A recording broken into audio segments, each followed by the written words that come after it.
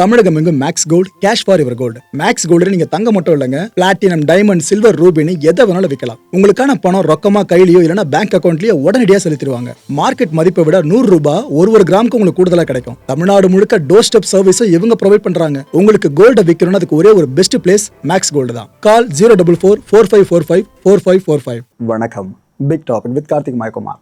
தமிழ்நாட்டில் ஆட்சியை பிடிக்க போகிறது யார்? இந்த $1 பில்லியன் கேள்வி இருக்குல்ல, அதுக்கு ஒரு வழியாக பதில் கிடைச்சிருக்கு. ஆனால் 100% பதிலான்றதை மக்கள் நீங்கள் தான் முடிவு பண்ணணும். எக்ஸிட் போல்ஸ் ரிசல்ட் எப்போ வரும்னு எதிர்பார்த்துட்டு இருந்தோட வந்துருச்சுங்க. அதில் என்னென்ன ட்விஸ்ட் அண்ட் டர்ன்ஸ் தெரியுமா? இதை பற்றி தான் முழுக்க பார்க்க போகிற நிகழ்ச்சிக்குள்ள போகலாம்.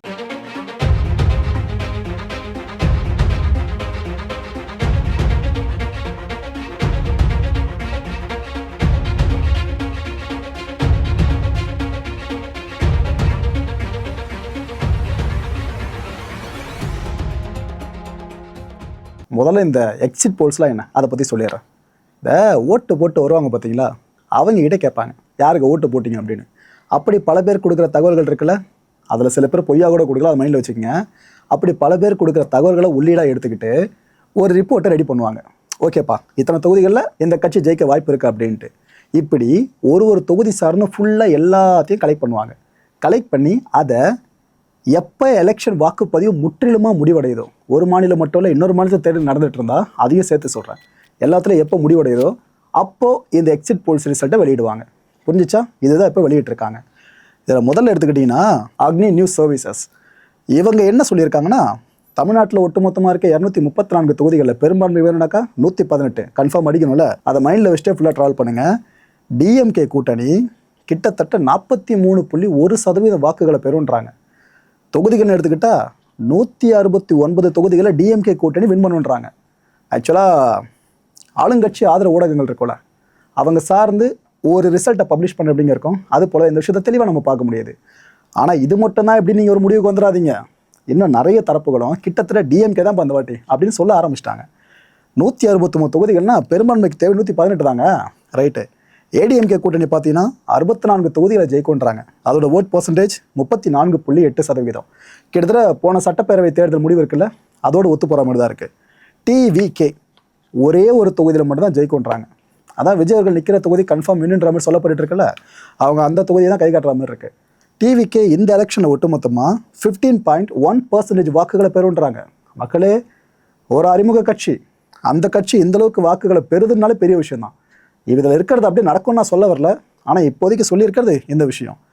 அதர்ஸு என்ன ப்ரோ, என்டிகே இல்லைன்னு கேட்டிங்கன்னா, ஒரு சில போல் ரிசல்ட்டை கண்டக்ட் பண்ணவங்க மட்டும்தான் என்டிகேன்னு 4வது கேட்டகரியாக கொடுத்துருக்காங்க. ஆனால் நிறைய பேர் பார்த்தீங்கன்னா அதர்ஸ்ன்னு சொல்லிட்டு என்டிகேவை அது கூட சேர்த்துருக்காங்க. அதாவது எக்ஸிட் போல்ஸில் எக்ஸிட் ஆகிருக்காங்கன்ற மாதிரி என்டிகே சார்ந்து பல பேர் பேச ஆரம்பிச்சிட்டாங்க. ஸோ இவங்களுக்கு ஒட்டுமொத்தமாக அதர்ஸில் பார்த்தீங்கன்னா 4 தொகுதிகள் வருன்றாங்க. சுயேட்சை என்டிகே எல்லாம் சேர்த்தே சொல்கிறாங்க. 7% அதில் பிரியுமாமா. ஒன்று பார்த்தாச்சா? ரெண்டாவது என்டிடிவி. இவங்க என்ன சொல்கிறாங்க, டிஎம்கேவை தான் கை காட்டுறாங்க. டிஎம்கே கூட்டணி 125 145 வரைக்கும் அடிக்கும்பா அப்படின்றாங்க. ஏடிஎம்கே கூட்டணி 65 80 வரைக்கும் வரும்ன்றாங்க. டிவிகே பார்த்தீங்கன்னா 18 24ன்றாங்க. நம்ம முதல்ல பார்த்த அக்னி நியூஸ் சர்வீசஸில் என்ன சொன்னாங்க, ஒரே ஒரு தொகுதி.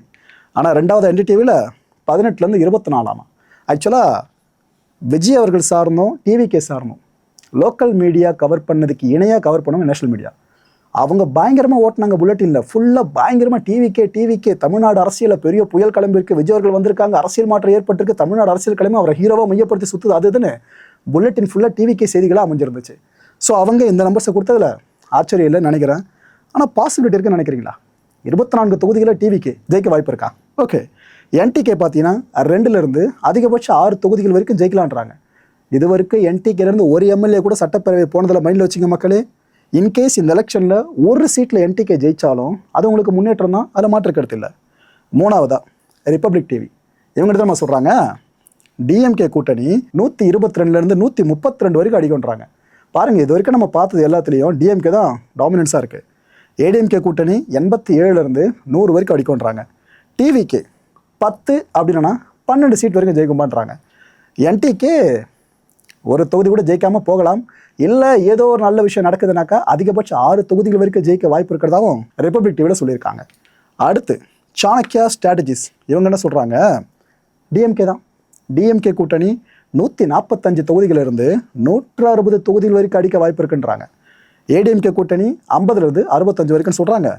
டிவிகே இவங்க கொஞ்சம் ப்ரொமோஷன் கொடுத்துருக்காங்க, 13லேருந்து 18 தொகுதிகள் வரைக்கும் டிவிக்கு அடிக்க வாய்ப்பு இருக்குன்றாங்க.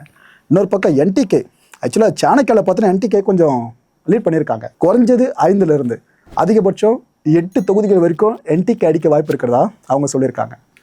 அண்ட் 5வதா CNN News 18 இவங்க என்ன சொல்கிறாங்க, ஏடிஎம்கே கூட்டணி இவங்க தான் ஏடிஎம்கே கூட்டணி சார்ந்து பிரதிநிதித்துவப்படுத்துகிறாங்க. 114லேருந்து 124 சீட்ஸ் வரைக்கும் அடிக்கின்றாங்க. 114 அடிக்கிறாங்க அப்படின்னா அதுவே பெரும்பான்மை கிடையாது, 118 வரணும் பெரும்பான்மைக்கு. ஆனால் ஒன்று, யாரோட கூட்டணியில் இருக்காங்கன்னு மறந்துடாதீங்க, என்டிஏ கூட்டணி, பாஜக இந்த விஷயங்கள்லாம் சமஜித்து நீங்கள் ஏற்றிருந்தாலும் அதான் உண்மை. அதாவது பெரும்பான்மைக்கு ஒரு 10-15 சீட்டு வரைக்கும் கொண்டு வந்துட்டா போதும்பா, அந்த ஒரு லேக் அந்தளவுக்கு இருந்தால் போதும், அதுக்கப்புறம் நாங்கள் பார்த்துக்கிறோம் அப்படின்னு டேக் ஓவர் பண்ணுவாங்க. எங்கேருந்து எத்தனை எம்எல்ஏஸை எப்படி அவங்க டீமுக்குள்ளே கொண்டு வருவாங்கன்னு தெரியாது. இன்கேஸ் ஏடிஎம்கே 114 அடிச்சுன்னு வைங்க, கன்ஃபார்ம் ஏடிஎம்கே கூட்டணி ஆட்சி அமைக்கல, மாற்று கருத்தே வேணாம். ஏன்னா பிஜேபி எப்படியாவது காரியத்தை கச்சிதமாக முடிச்சிருவாங்க. டிஎம்கே கூட்டணி செகண்ட் பிளேஸ் கொடுத்துருக்காங்க, 103லேருந்து 113 வரைக்கும் அடிக்கலாம்னு சொல்கிறாங்க. டிவிகே 4லேருந்து 10 வரைக்கும் அப்படின்ட்டும், என்டிகே ஒரு தொகுதி கூட ஜெயிக்க வாய்ப்பு இல்லைன்னு CNN News 18 சொல்லியிருக்காங்க. இந்த லிஸ்ட்டில் 6வது எக்ஸிட் போல் ரிசல்ட் பார்க்குறதா இருந்தால் டைம்ஸ் நவ். இவங்களுக்கு கொஞ்சம் க்ரெடிபிள்னு பல பேரும் நம்புவோம் பார்த்தீங்களா. இவங்க என்ன சொல்கிறாங்க, டிஎம்கே இல்லைங்க, எங்களுக்கு தெரிஞ்சு ஏடிஎம்கே இந்த வாட்டி வர வாய்ப்பு இருக்குன்றாங்க. ஏடிஎம்கே கூட்டணி பார்த்தீங்கன்னா 128லேருந்து 147 தொகுதிகள் வரைக்கும் அடிக்கலான்றாங்க. டிஎம்கே 75லேருந்து ஒரு 95 வரைக்கும் வரலாமான்றாங்க.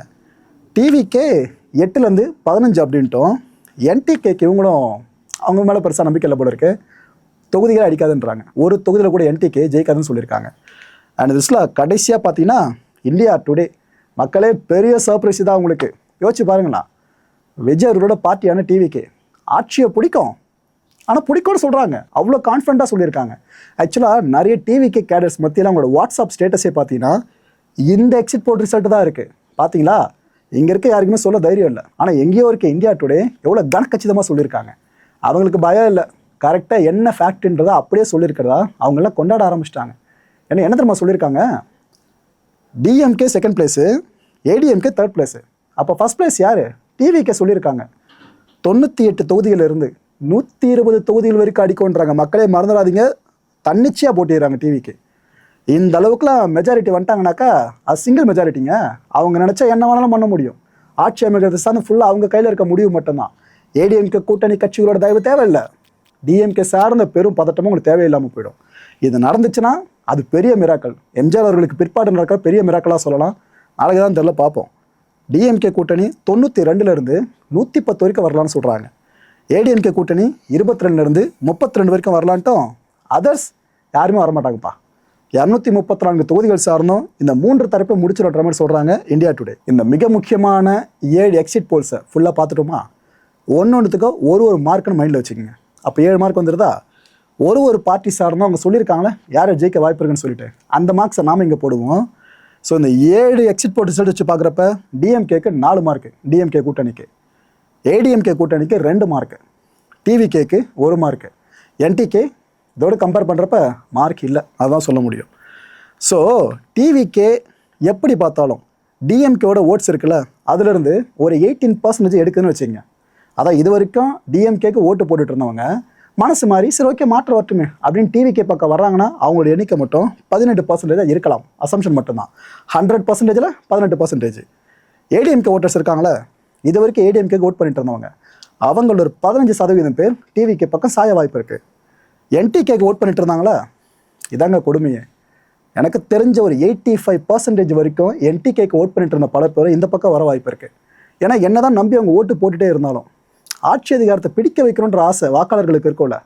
இது வரைக்கும் என்டிகே சார்ந்து நடக்கலை பார்த்தீங்கன்னா, ஒரு தொகுதியோட ஜெயிக்கல பார்த்தீங்கன்னா இந்த சட்டப்பேரவை தேர்தலில், அந்த அதிருப்தி காரணமாக வேணும்னா இந்த பக்கம் வரலாம். இன்னொரு பக்கம் தமிழர் சீமானவர்கள் அடிக்கடி சொல்கிற விஷயம் தமிழர் ஆளணும் அப்படின்ட்டு. ஸோ விஜயர்கள் தமிழர் தானே, அந்த பெர்ஸ்பெக்டிவில் கூட இந்த பக்கம் ஃபாலோ ஆகலாம்னு நினைக்கிறேன். ஸோ மற்ற பார்ட்டிஸில் இருந்து ஓட் பேங்கை விஜய் அவர்கள் எடுக்கிறத காட்டிலும் என்டிகே சார்ந்து அதிகமாக எடுக்கிற மாதிரி ஜஸ்ட் அசியூம் பண்ணுறோம், ரிசல்ட் வரப்போ பார்த்துப்போம். இன்னொரு பக்கம் ஆன்டி இன்கம்பன்சி ஓட்ஸ் இருக்குது பார்த்தீங்களா, அதான் ஆளும் அரசு மேலே நம்பிக்கை இல்லாமல் போகிறது. இது ஒரு எலெக்ஷனாக போக நடக்கும். ஏன்னா எல்லாருக்கும் அந்த அரசோட செயல்பாடுகள் முற்றிலுமாக பிடிச்சிடாது, சிலருக்கு அதிருப்தியும் இருக்கும். அவங்க ஒரு சட்டப்பேரவை தேர்தலில் 2% நிற்பாங்க, அந்த ஓட்டர்ஸோட எண்ணிக்கை மட்டும். அதை அப்படியே விஜய் அவர்கள் பக்கம் ஃபாலோ ஆகுதுன்னு யோசிச்சு பாருங்க. ஸோ இதில் 100%ல் 95% இந்த ஆன்டி இன்கம்பன்சி ஓட்ஸ்லாம் டிவிக்கு பக்கம் வர வாய்ப்பு இருக்குது.